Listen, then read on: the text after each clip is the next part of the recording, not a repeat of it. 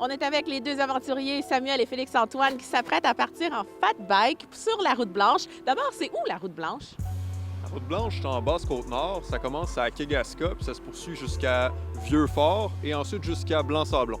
Sauf qu'entre Vieux-Fort et Blanc-Sablon, à ce moment-là, il y a la route 138, qui est une route pour les voitures, qui est aussi parallèle à la route blanche. Alors, c'est combien de distance? 471 km entre Kegaska et Blanc-Sablon. C'est quoi l'objectif de ce périple-là? Il y a plusieurs objectifs. Le premier, c'est d'explorer ce territoire-là. Donc, vraiment, il y a un projet personnel là, qui est d'aller triper sur le territoire québécois, d'aller à la rencontre des gens. Puis sinon, il y a un autre élément qui est intéressant pour nous, c'est que ça n'a jamais été fait en vélo. Est-ce que c'est possible de rouler cette grande route-là, un peu mythique quand même, qui est destinée au motoneige? Nous, on est des gens qui font du vélo d'expédition et le fat bike, spécifiquement, va chercher sa force dans des conditions hivernales.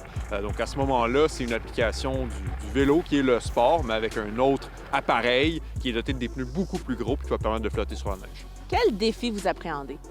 Le plus gros défi, c'est les conditions météo. Et là, tout le monde va nous dire « Ah, on va vous souhaiter du temps chaud, puis là, on est chanceux à Montréal, c'est super. » Nous, c'est vraiment pas bon. Ce qu'on veut, c'est le plus froid possible, évidemment pas dans les extrêmes. Ça serait plus intéressant pour nous de faire face à des conditions très froides. Pourquoi?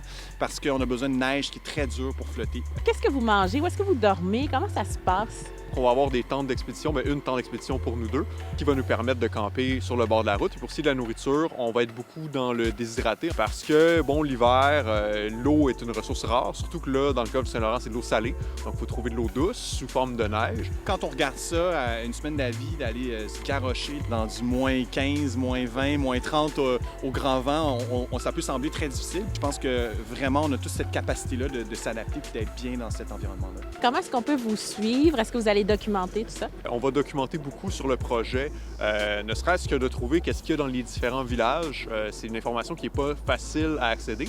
Une carte interactive aussi qu'on a produit pour que les gens puissent utiliser sur la route blanche avec leur GPS, qui n'était pas disponible auparavant. Et pendant l'activité, les gens peuvent nous suivre sur la page Facebook. Super, bon, vous souhaite bonne route, les gars. Merci. Merci beaucoup.